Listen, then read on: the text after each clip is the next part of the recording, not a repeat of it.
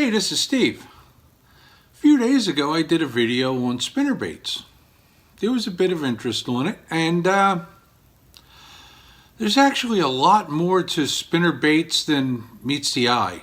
And what we're going to talk about today is blades. Blade sizes, blade configurations. Why what blade for what type of situation? It's an entire art in itself. So let's get started. A friend of mine, Eric, okay, he was, I think he was a little surprised to find out that 80% of the spinnerbaits I buy, I do not fish as they came. I'm looking for basically a frame to hang my blades on and stuff. Because honestly, depending on the situation, that spinnerbait might be way off of what I need. For instance, War Eagle. A lot of guys use them. Nothing wrong with them. This one's white with hammer gold blades. Okay, you just take it out of the package and fish it. Well, if I'm fishing stained water on an overcast day, that's great. But if I'm in clear water with those gold blades with all that flash, it's not what I'm looking for. So let's get started. Let's talk about blades. Okay. You've got, let's say 4 blades that we're going to talk about. Huh? 4? Yeah, 4. Okay.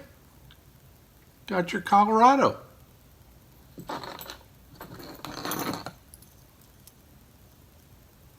We've got the tortoise shell. Okay. Then we've got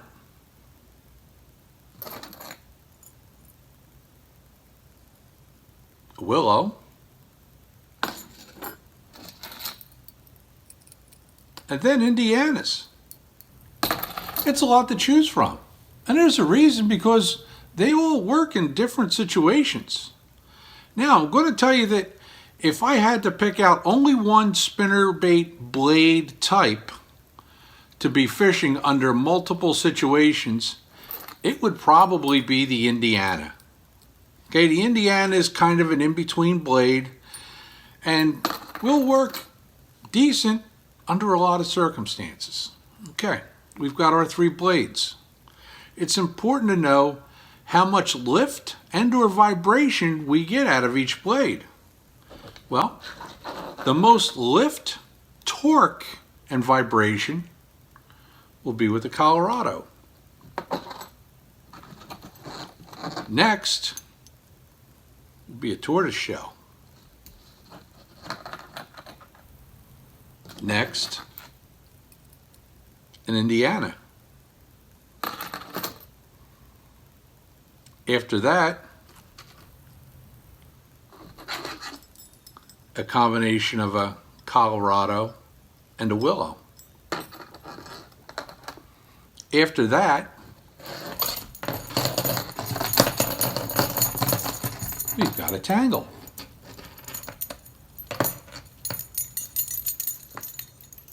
Let's see. There we go. Pair of willows. And finally,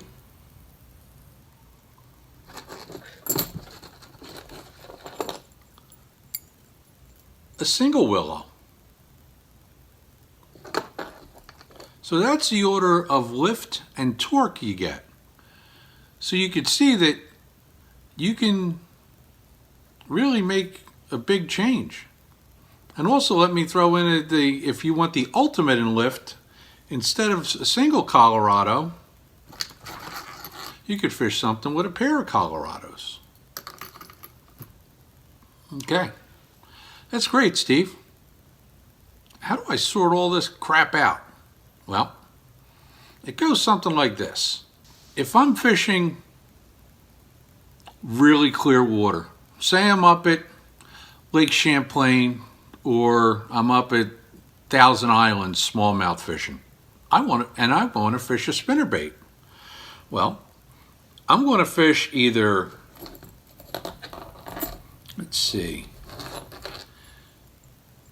either a single willow, or I will fish a pair of willows. Why is that? Well, they deliver decent flash and the least lift that I can get. So I can reel these spinnerbaits fast so the fish don't get a super good look at them. Okay? Now, bonus time. Smallmouths, a lot of times, they like painted blades, especially if there's some chop on the water. Painted blades can be great for smallmouths. Now, in clear water, if I'm fishing this single nickel, which is my choice for clear water, is almost always a nickel blade, I don't want it to be hammered. A hammered blade gives off much more flash and reflection. So, we're going to fish water with a little bit of stain in it. Okay, say 4-foot visibility. Now, on a sunny day, I'll probably fish a combination of a willow and a Colorado. But both of them will be nickel. If there's a little clouds there on that day, I can switch over to a nickel and a gold, or I can go nickel and gold, but this time only a little bit of gold and some nickel. That all depends on how much sunlight there is and how much chop there is on the water. Okay, now let's get into something with like 2 feet of visibility. That's kind of in the middle of the road. That's where the safe bet is to start out with this guy, with the Indianas. Hard to go wrong. 1 nickel, 1 copper. If it's really, we're going to say really super overcast, you might want to add a hammered blade to that combination. Next, if you've got 18 inches to just about a foot of visibility, I'm almost always going to start out with something with the pair of Colorados. Either 2 gold or 1 nickel and 1 gold. Now, while we're talking about blades and blade configurations, it's really important to know that blade manufacturers make and number blades, and say they start at 1 and go to number 8. 1 would be the smallest, 8 would be the biggest. Problem is, not everybody makes the same size blade at the same number. Also, you can buy half sizes when you find them. So that's something important to know. You may tell somebody you're fishing a 3 and a 4, but it could be a 2 and a 5 on your spinnerbait, depending on what the manufacturer is. So it's important to, really make sure that you've got what you're saying. Okay, muddy water. Muddy water. Well, painted blades come to mind. Darker colored skirts. Also, Colorado blades. Now you notice I don't talk about the turtle shells much. We'll get into that. Okay? What if it's and that was on a sunny day. On a sunny day, I'll fish either 2 Colorados or I'll fish a pair of Indianas, because as a start, like I said, a pair of Indianas is not a bad place to start. Now, if that sun is down, well, I would probably go to more of a chartreuse color in the way of skirt, possibly even chartreuse and blue. And I might want to have one of my blades be a painted blade. Whether it's white, orange, red, I don't think it matters that much. I just think one painted blade is good. Now, that we're on the subject of options. Okay, you've got the option of a single spin, single blade, with a Colorado, or a single with the turtle shell. You'll notice that my turtle shell spinnerbaits are single blade spinnerbaits. That's because I'm using them as something between a single Colorado and a single Indiana, mostly for vibration. When do you need this vibration? Well, when the water's dirty. Pretty much I'm fishing either a gold or a painted blade in those situations. Another thing with single spins, there are different types of single spins. There are regular arm length single spins, and there are short arm single spins. Now this is something I was talking about with Eric the other day. You see, I'm not going to say what manufacturer it came from, but he got a recommendation from a pro in one of their videos to use a short arm spinnerbait. Now, a short arm single spin does a couple of things for you. Number one, it falls excellently on a tight line if you're using it to helicopter on a lift and drop type of technique, okay? When are you going to do that? Well, generally it's really early in the fall, and then, now it's actually late in the fall, and then really early in the spring when you're fishing a lift and drop technique. Basically, you're almost worm fishing it. My biggest situation is when there's clumps of dead grass to fish. So what I'll normally do is chuck that sucker out on tight line, let it helicopter down to the bottom, lift, and wind down. As I'm winding down, that blade is going down to the bottom. Much like you would a blade bait or a rattle trap. That is the number one time that I want that.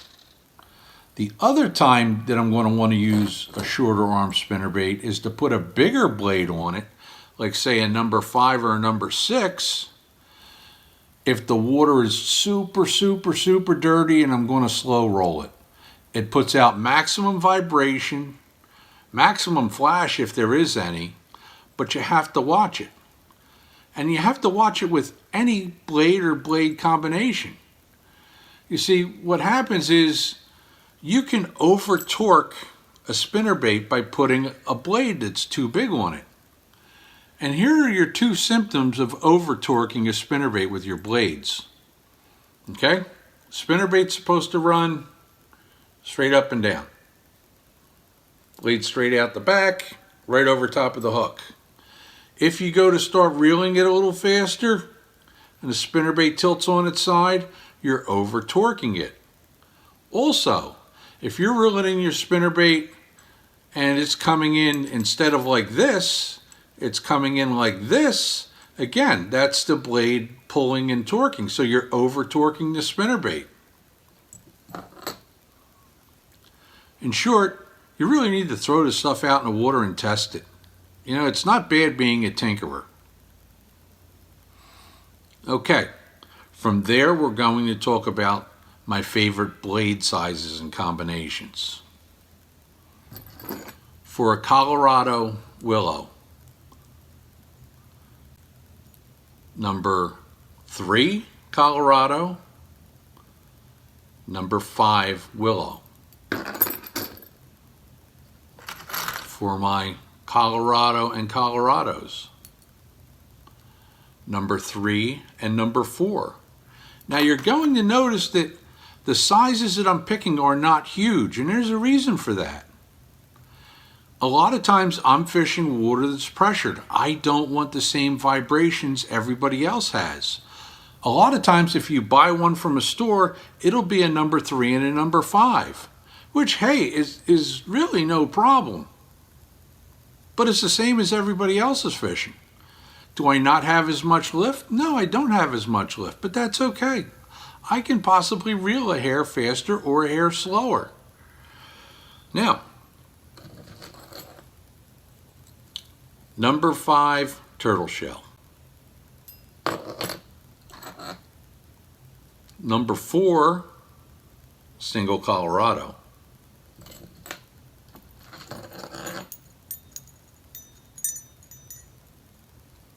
Number 4 and number 5, double willows.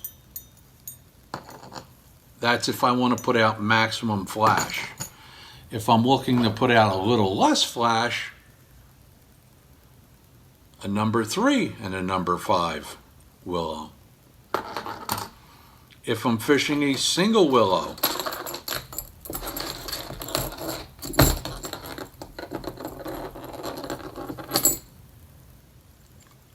number 5 willow.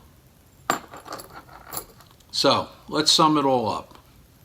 Here are the big points. 4 types of blades: Colorado, Indiana, turtle shell, willow. Different blade combinations: single, tandem, and then single and tandem. But you can go with a Colorado willow or a double Colorado or a willow. For the most lift, Colorado. For the most vibration, Colorado. And it's so on down the line, just like I had said. So this should make choosing the proper blade finish, color, size, and all that a lot more of an exact science for you.